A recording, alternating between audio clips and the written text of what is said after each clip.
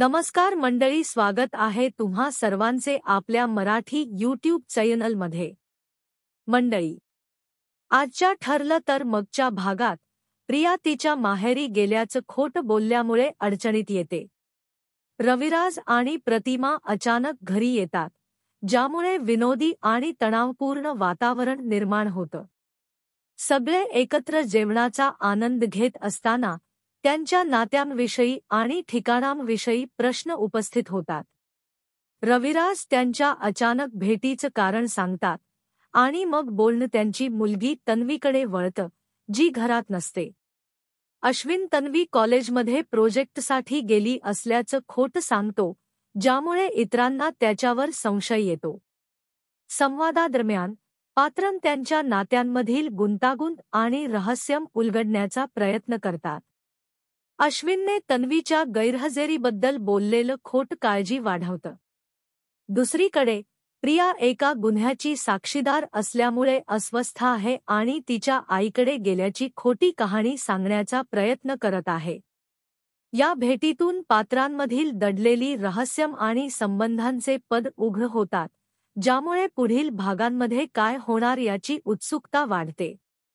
भाग जसजसा पुढे सरकतो तसतशी प्रियाची घालमेल वाढते, कारण अर्जुन तिला तिच्या नुकत्याच केलेल्या खोट्यांबद्दल खेळकरपणे विचारतो आणि ती आता गोष्टी बनवण्यात तरबेज झाली आहे असं म्हणतो। रविराज आणि प्रतिमा यांच्या अचानक येण्याने घरातला तणाव वाढतो आणि प्रियाची चांगलीच तारांबळ उडते। तिला स्वतःची बाजू सावरताना मोठी कसरत करावी लागते। तसेच व्हिडिओ दररोज पाहण्यासाठी चॅनलला सबस्क्राईब करा। अर्जुनला या सगळ्याचा आनंद येतो आणि तो प्रियाला चिडवतो, ज्यामुळे प्रिया तिच्या ठिकाणाबद्दल अनभिज्ञता दर्शवते। प्रतिमा आणि सायलीच्या येण्याने प्रियावरचा दबाव आणखी वाढतो, कारण तिला तिची कथा खरी ठरवावी लागते। रविराज अनपेक्षित तणावामुळे अनभिज्ञ असल्याने तन्वीला पाहून आनंद व्यक्त करतात, ज्यामुळे प्रियाची परिस्थिती अधिक बिकट होते। पात्र हलक्या-फुलक्या गप्पांमध्ये रंगून जातात, पण पुन्हा एकदा लक्ष प्रियावर केंद्रित होतं, जी तिच्या पूर्वीच्या दाव्यांबद्दल प्रश्नांनी घेरली जाते। अर्जुनच्या खोचक बोलण्यामुळे तिचा गोंधळ आणखी वाढतो आणि तिला तिच्या गैरहजेरीचं ठोस कारण शोधणं कठीण होतं। सगळे एकमेकांकडे पाहतात, प्रिया काय उत्तर देते याची वाट बघत। रविराज जेव्हा तिला तिच्या आईकडे जाण्याबद्दल विचारतात, तेव्हा प्रिया घाईघाईत कॉलेजच्या प्रोजेक्टबद्दल एका मैत्रिणीचा फोन आल्याची कथा सांगते, ज्यामुळे इतरांच्या भुवया उंचावतात। अश्विनला सत्य माहीत असल्यामुळे तो अधिकच वैतागतो, कारण प्रियाची लबाडी उघड होत आहे हे त्याला दिसत असतं। प्रेक्षकांना हा विनोदी पण तणावपूर्ण माहोल अनुभवायला मिळतो, जिथे अर्जुन प्रियाची खिल्ली उडवतो, तर रविराज आणि प्रतिमा या सगळ्यापासून अनभिज्ञ असतात। संवादातून पात्रांचे संबंध आणि ते लपवत असलेली रहस्य समोर येतात। प्रियाचा खोटेपणा टिकवण्याचा प्रयत्न अधिकच केविलवाणा ठरतो, ज्यामुळे अनेक विनोदी गैरसमज निर्माण होतात। हा भाग पात्रांच्या मैत्रीपूर्ण संबंधांचं आणि फसवणूक व पकडले जाण्याच्या भीतीमुळे निर्माण होणाऱ्या तणावाचं उत्तम मिश्रण दाखवतो। प्रतिका प्रियाला तिच्या ठिकाणाबद्दल विचारताच तणाव वाढतो आणि प्रियाला क्षणभर भीती वाटते। ती तिच्या आईला भेटायला गेली होती आणि तिला मेसेज करायला विसरली असं खोटं बोलते, ज्यामुळे संशय आणखी वाढतो। अर्जुनला प्रियाच्या खोटं बोलण्याच्या सवयीची जाणीव असल्यामुळे तो तिच्यावर बारीक लक्ष ठेवतो, तर रविराज आणि प्रतिमा या सगळ्या धोक्यांपासून बेफिकीर असतात। सगळे निघण्याची तयारी करत असताना प्रिया हसण्याचा प्रयत्न करते, पण अश्विनचा वैताग स्पष्ट दिसतो। सायली घरी बनवलेल्या लोणच्याची बरणी घेऊन येते, ज्यामुळे वातावरण थोडं हलकं होतं आणि प्रतिमा आनंद व्यक्त करते। पण रविराज आणि प्रतिमा निरोप घेतात, तेव्हा अश्विनचा संयम सुटतो। तो थेट प्रियाला जाब विचारतो, ती कुठे होती आणि तिच्या खोटेपणावर तो आपला राग व्यक्त करतो। प्रिया गोंधळते आणि तिला काय बोलावं हे सुचत नाही कारण अश्विन तिला सत्य विचारण्यासाठी दबाव टाकतो. अगतिक होऊन प्रिया रडते आणि अश्विनला तिच्यावर रागवू नये अशी विनंती करते. ती म्हणते की ती काहीही सहन करू शकते पण त्याचा राग नाही, पण अश्विन लगेच नर्म होत नाही. तो स्पष्ट संवाद साधण्याचा आग्रह धरतो आणि तिला तिच्या कृत्यांबद्दल खरं सांगायला लावतो. प्रिया, कोंडीत सापडल्यासारखी, पुन्हा खोटे बहाणे बनवते, पण अश्विनचा वैताग वाढत जातो कारण तिच्या कथा अधिकाधिक अविश्वसनीय वाटू लागतात. दरम्यान, दुसरीकडे, महिप्त देशमुख मॅडमच्या ऑफिसमध्ये गोंधळ घालतो आणि तो सुरक्षा रक्षक असूनही आत जाण्याचा हट्ट धरतो. त्याच्या या वागण्यामुळे विनोदी वातावरण निर्माण होतं, पण त्याचबरोबर मुख्य पात्रांभोवती पसरलेल्या गोंधळावर प्रकाश पडतो. महिप्त आणि नागराज देशमुख मॅडमला भेटण्याच्या त्यांच्या यशस्वी प्रयत्नांवर भांडत असताना प्रेक्षकांना फसवणूक आणि गैरसमजाच्या अनेक स्तरांची आठवण होते. प्रिया आणि अश्विन यांच्यात पुन्हा वाद सुरू होतो आणि अश्विन सत्याचा आग्रह धरतो. प्रिया त्याचे प्रश्न टाळण्याचा प्रयत्न करते, ज्यामुळे त्याचा राग आणखी वाढतो. अश्विन तिच्या खोटेपणामुळे निराश होतो आणि प्रिया तिच्या खोट्या बोलण्याचे परिणाम भोगते. हा भाग त्यांच्या नात्यातील गुंतागुंत दाखवतो, जिथे प्रेम, विश्वास आणि फसवणुकीचे परिणाम यांचा संघर्ष पाहायला मिळतो. अश्विन प्रियाला तिच्या मंदिरात अचानक केलेल्या भेटीबद्दल विचारतो आणि ती तिच्या भावनांचा हवाला देत तिचं कृत्य योग्य ठरवण्याचा प्रयत्न करते. ती सांगते की अर्जुनच्या सततच्या टोमण्यांमुळे ती खूप त्रासली आहे आणि तिला काय करावं हे समजत नाही, पण तिच्या बोलण्यात सहानुभूती मिळवण्याचा प्रयत्न असतो. तिच्या भावनिक नाटकानंतरही अश्विनला तिच्यावर विश्वास बसत नाही, कारण त्याला तिचा खोटेपणा जाणवतो. प्रिया स्वतःला बळी ठरवण्याचा प्रयत्न करत राहते आणि अश्विनच्या प्रेमामुळेच ती टिकून आहे असं भासवते, तर दुसरीकडे ती स्वतःच्या खोट्यांच्या जाळ्यात अडकलेली असते. दरम्यान, दृश्य पुन्हा महिप्तकडे वळतं, जो देशमुख मॅडमच्या ऑफिसमध्ये गोंधळ घालतो आणि त्यांच्या मुलीला वाचवल्याबद्दल त्यांचे आभार मानतो. मात्र, दामिनी त्याच्या गोंधळ घालण्याच्या वागणुकीबद्दल त्याला फटकारते आणि तिच्या ऑफिसमध्ये अशांतता निर्माण करू नये असं बजावते. महिप्त, कृतज्ञता आणि गोंधळलेल्या मनस्थितीत, आपले आभार व्यक्त करण्याचा प्रयत्न करतो पण स्वतःची चेष्टा करून घेतो, ज्यामुळे दामिनीसोबत त्याचा तणाव वाढतो. कथा पुढे सरकत असताना, महिप्तच्या विनोदी हरकती प्रियाच्या भावनिक गोंधळाच्या अगदी विरुद्ध आहेत.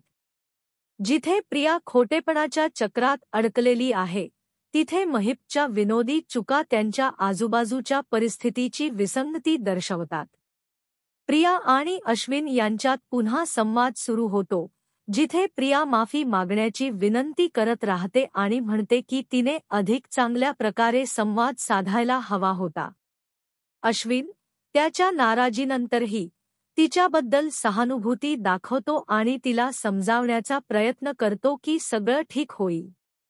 प्रियाचे अश्रू आणि माफी अश्विनचे मन हळवे करतात, पण तो सावध राहतो, कारण त्याला तिच्या गोष्टी फिरवण्याच्या सवयीची जाणीव असते.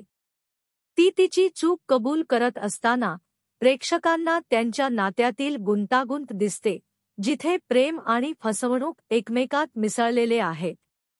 हा भाग भावनिक चढउतार दाखवतो, ज्यात प्रियाचा अंतर्गत संघर्ष आणि अश्विनचा तिच्यावर विश्वास ठेवण्याचा प्रयत्न असतो, तर दुसरीकडे महिप्तचा विनोदी भाग समांतरपणे चालतो, ज्यामुळे कथेला अनेक पदर मिळतात. महिप्त, विनोदी अंदाजात, अर्जुनला धडा शिकवण्याचा निर्धार करतो आणि दामिनीच्या सांगण्यावरून नाचायलाही तयार होतो, त्याचा विनोदी स्वभाव दर्शवतो. तो नाचायला सुरुवात करतो, तेव्हा त्याच्या आजूबाजूच्या उदास वातावरणाबद्दल खंत व्यक्त करतो, त्याच्या हरकती आणि गंभीर पार्श्वभूमीतील फरक स्पष्ट करतो.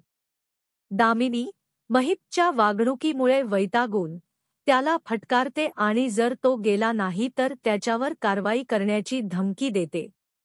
महिप्त, तिच्या बोलण्यातील गांभीर्याकडे दुर्लक्ष करत, त्याच्या चिंता व्यक्त करत राहतो, ज्यामुळे विनोदी गैरसमज निर्माण होतो.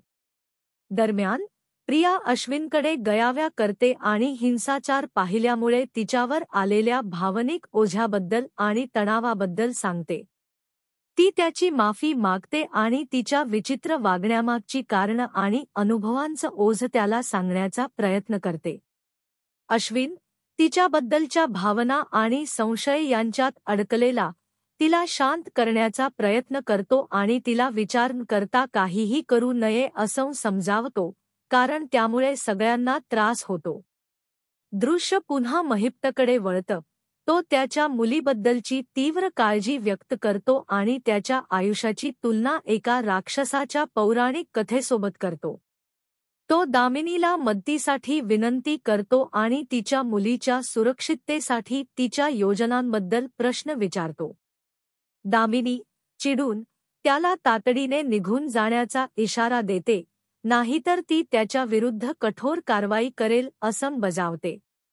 महिप्त तिच्या बोलण्यातील गांभीर्याकडे लक्ष न देता त्याच्या चिंता व्यक्त करत राहतो, ज्यामुळे विनोदी गैरसमज होतो. कथा पुढे सरळ साईकडे जाते, जी मंदिरात दिवा लावते आणि तिच्या कुटुंबाच्या पाठिंब्याबद्दल कृतज्ञता व्यक्त करते. ती गेल्या काही आठवड्यांबद्दल विचार करते आणि मार्गदर्शनासाठी प्रार्थना करते. तिच्या प्रियजनांच्या उपस्थितीमुळे तिला आशेची भावना येते. साईच्या प्रार्थनेत प्रिया तिच्या खोलीतून बाहेर आल्यामुळे व्यत्यय येतो, ज्यामुळे साई लवकरच परिस्थिती सामान्य होण्याची आशा व्यक्त करते. साई प्रियाला आश्वस्त करते की ते सत्याच्या जवळ पोहोचत आहेत, त्यांच्या अडचणींवर तोडगा निघण्याचे संकेत देतात. मात्र प्रिया या घडामोडींच्या परिणामांवर विचार करते आणि पुढे काय बदल होतील याबद्दल विचारमग्न होते. हा भाग विनोद आणि भावनिकतेचा संगम साधतो, जिथे पात्रं त्यांच्या गुंतागुंतीच्या नात्यांमध्ये मार्ग काढतात आणि आपापल्या वैयक्तिक संघर्षांना तोंड देतात. साई आणि पूर्णाजी त्यांच्या चिंतांबद्दल बोलतात. साई म्हणते की त्यांनी त्यांची काळजी लपवण्याचा प्रयत्न केला तरी ती त्यांच्या चेहऱ्यावरून स्पष्ट दिसते. पूर्णाजी तिला आश्वस्त करतात की त्या फक्त आवश्यक असेल तेव्हाच प्रश्न विचारतात आणि त्यांची चौकशी घराची स्थिरता जपण्याच्या इच्छेतून येते. या संवादानंतर हलका क्षण येतो, जेव्हा साई प्रियाच्या प्रतिक्रियेचं निरीक्षण करते आणि आश्रमात काहीतरी सकारात्मक घडलं आहे का असा विचार करते, कारण प्रिया नेहमीपेक्षा जास्त आनंदी दिसते.